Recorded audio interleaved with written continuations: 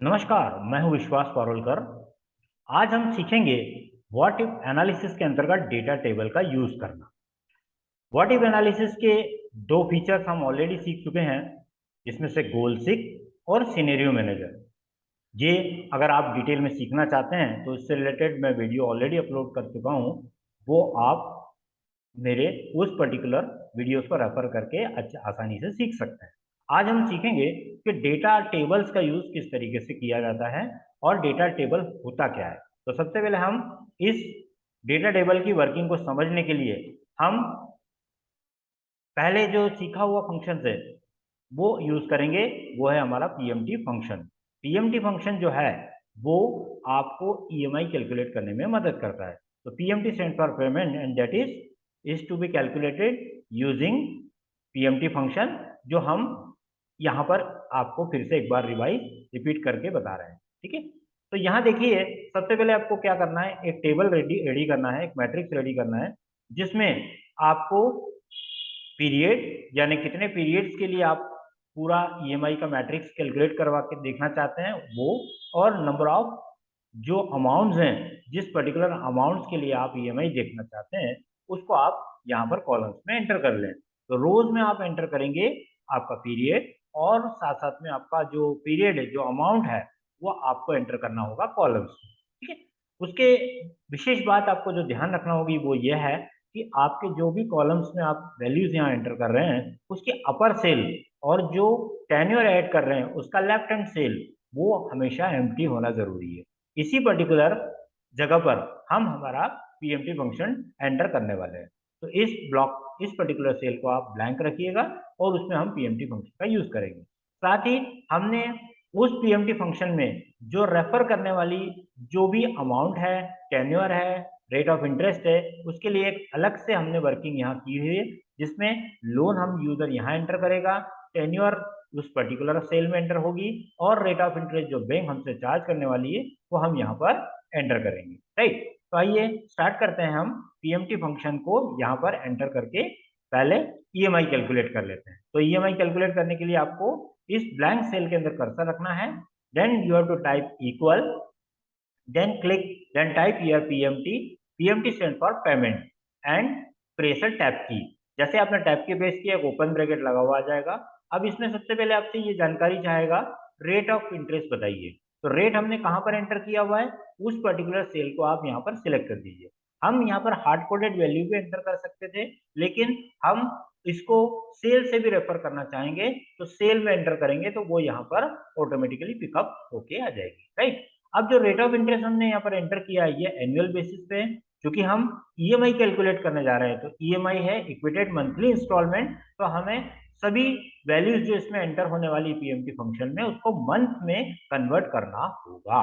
तो ये 8% जो है that is to be slash by 12, तो हमें डिवाइडेड बाय 12 लिखना होगा। अगर आप डायरेक्टली इसमें रेट ऑफ इंटरेस्ट जो है वो मंथली बेसिस पे एंटर कर रहे हैं तो आपको स्लैश 12 करने की कोई जरूरत नहीं है। Right, then put a comma, then it is asking for NPER। NPER stands for net period, कितने अवधि के लिए आप लोन लेना चाहते हैं। तो हमने टेन्योर यहाँ अलग से सिलेक्ट किया हुआ है, एंटर किया हुआ है, तो इसको आप क्लिक कर दीजिए इस सेल के ऊपर। तो F4 जो है वो आपकी पर्टिकुलर सेल होगी जिसके अंदर वो आपको पीरियड मिलने वाला है। इसको आप मल्टीप्लाई करिएगा 12 से। क्यों? क्योंकि ये जो पीरियड हमने एंटर किया है ये हमने एंटर किया है ईयर्स में, और ईयर्स को मंथ में कन्वर्ट करने के लिए आपको 12 से मल्टीप्लाई करना होगा। राइट, तो ये हो गया multiplication. Then put a comma once again, then put a PV. PV stands for principal value, मतलब इस पर्टिकुलर अमाउंट जिसके अंदर आप ये पीएमटी फंक्शन टाइप करने जा रहे हैं इसमें प्रिंसिपल अमाउंट कहां पर मिलेगी, तो हमने इस सेल को सिलेक्ट करना है जिसमें आपकी प्रिंसिपल वैल्यू मिलेगी। Then put a bracket, close bracket, then press enter की।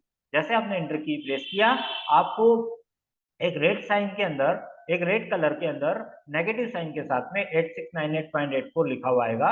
ये आपकी इक्विटेड मंथली इंस्टॉलमेंट होगी, जो आपको 1 लाख के लोन के ऊपर 1 साल की अवधि के लिए 8% ब्याज की दर से आपको प्रति माह देना होगी। राइट, तो ये 8698 आ गया। अगर आप इसको पॉजिटिव में शो करना चाहते हैं, नेगेटिव साइन हटाना चाहते हैं, तो डबल क्लिक कीजिए, फार्मूले को एडिट कीजिए, put a minus sign just before the C4, C4 के पहले एक माइनस का साइन लगा दीजिए, एंटर कर दीजिए। वैल्यू का जो आपका डिस्प्ले था वो नेगेटिव में शो हो रहा था, वो अब पॉजिटिव में शो हो जाएगा। ठीक है, तो ये तो हुआ हमारा इक्वेटेड मंथली इंस्टॉलमेंट EMI, जो हमने पहले भी सीखा हुआ है और इस तरीके से कैलकुलेट किया। अब नया क्या है, डेटा टेबल हमें किस तरीके से मदद करेगी, ये हमें सीखना होगा। आइए अब इस पर्टिकुलर वर्किंग को समझते हैं।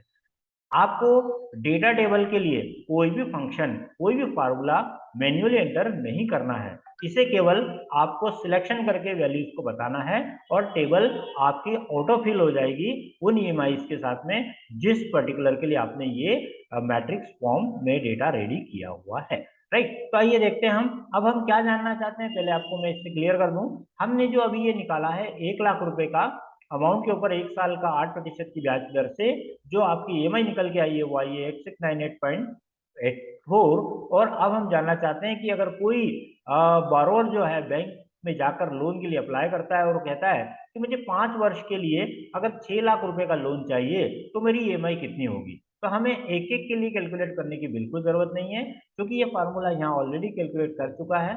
आपको इस फार्मूले को सिर्फ इस फंक्शन को यहाँ पर अप्लाई करना है डेटा टेबल के अंदर, डेटा टेबल की सहायता से। आइए देखिए किस तरीके से करना है।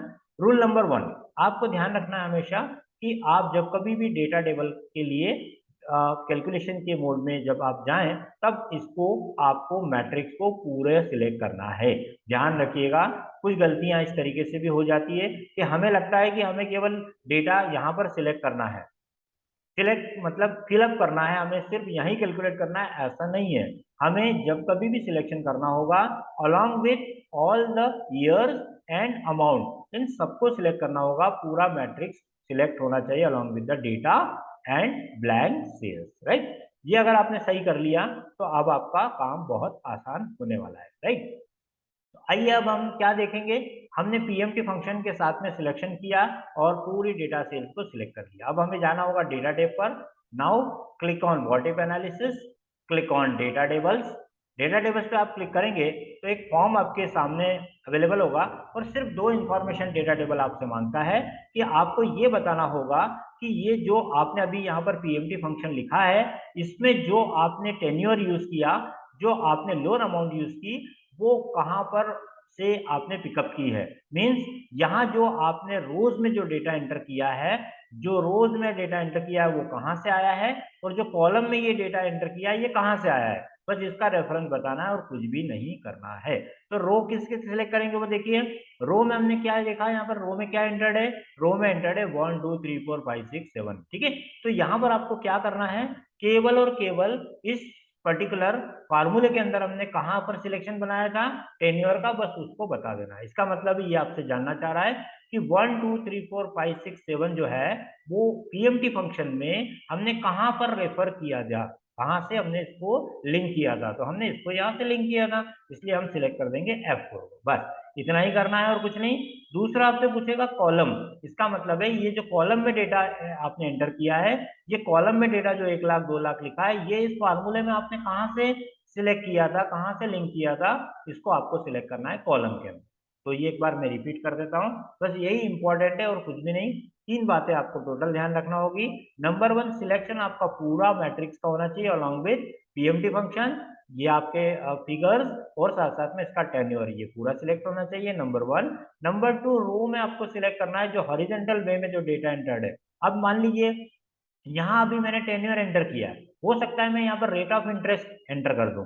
रेट ऑफ इंटरेस्ट मतलब सपोज मैं जानना चाहता हूँ कि 5%, 6%, 7%, 8%, 9%, अलग अलग परसेंटेज से कितना मेरा इंटरेस्ट वेरी होगा मेरी EMI में, ये मुझे देखना हो तो उसके लिए मैं इसको यहाँ पर रेट ऑफ इंटरेस्ट डाल सकता हूँ। तो मुझे रेट को सिलेक्ट करना है, तो मैंने फार्मूले में अगर जो भी यहाँ पर एंटर किया हुआ है उसको सिलेक्ट करना होगा। तो क्योंकि इस एग्जांपल में फिलहाल हमने टेन्योर लिया हुआ है तो हम टेन्योर को सिलेक्ट करेंगे, और जो हमने अमाउंट एंटर की है 1,00,000 से 10,00,000, ये हमने कॉलम में एंटर की है, तो हमें कॉलम को C4 सिलेक्ट करना है। Just click on okay.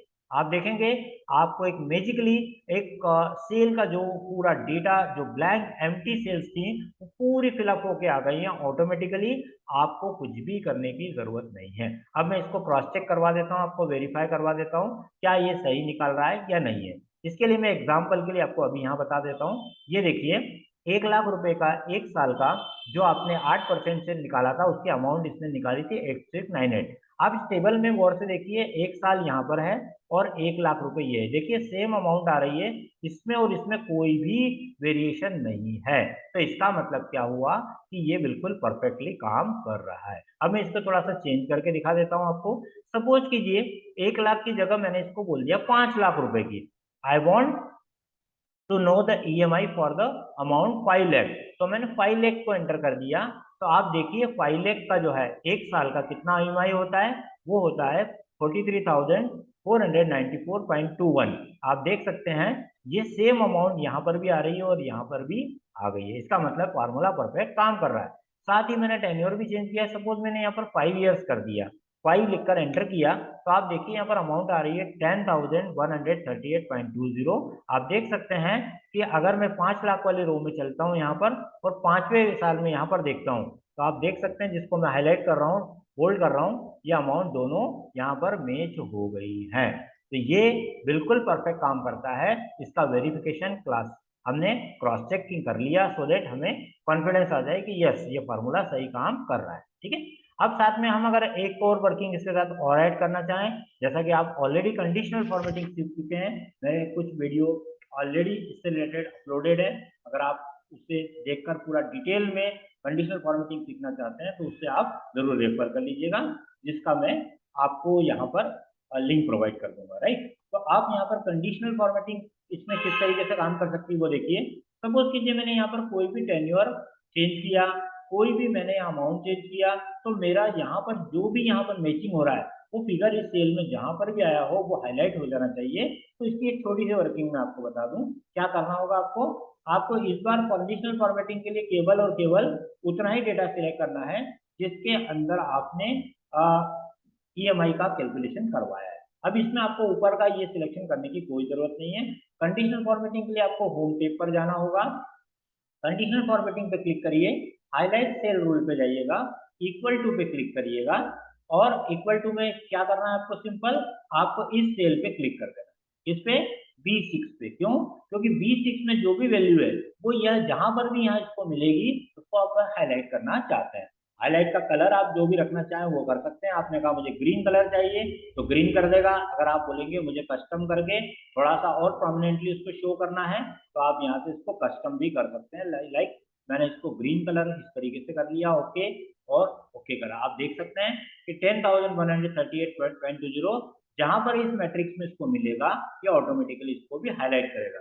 मैं एक वैल्यू चेंज करके भी आपको दिखा देता हूँ जिससे आपको इसका भी कंडीशनल फॉर्मेटिंग का भी प्रैक्टिकल यूज समझ में आ जाए कि कहाँ पर हमें एक्चुअल कंडीशनल फॉर्मेटिंग यूज करना चाहिए। सपोज कीजिए मैंने 5,00,000 का ये लोन लिया और इसको कर दिया मैंने 2 साल के लिए, मैंने 2 लिख दिया, टेन्योर एंटर किया, तो आप देखेंगे कि अब यहाँ से हाईलाइट जो वैल्यू चेंज हुई है वो यहाँ हाईलाइटर भी अपने आप चेंज हुआ। इसी तरीके से मैं जाकर अगर यहाँ 5,00,000 की जगह यहाँ पर अमाउंट चेंज करता हूँ, यहाँ लिखता हूँ 7,00,000 रुपए, तो 7,00,000 की पर्टिकुलर जो EMI बन रही होगी 31,759.10 पैसे, तो ये भी हाईलाइट यहाँ पर। तो आई होप आपको ये समझ में आ गया होगा कि डेटा टेबल किस तरीके से हमारे बड़े मैट्रिक्स के अंदर, बड़े डेटा के सेट के अंदर आपको वैल्यूज ऑटो फिल करके दे देता ऑन द बेसिस ऑफ जो PMT फंक्शन हमने कैलकुलेट किया उसकी सहायता से आप इसको आसानी से यूज कर सकते हैं।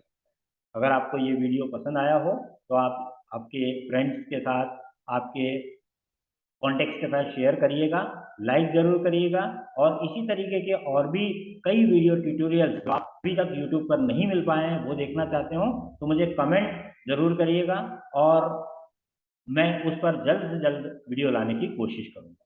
Thank you very much. Thank you.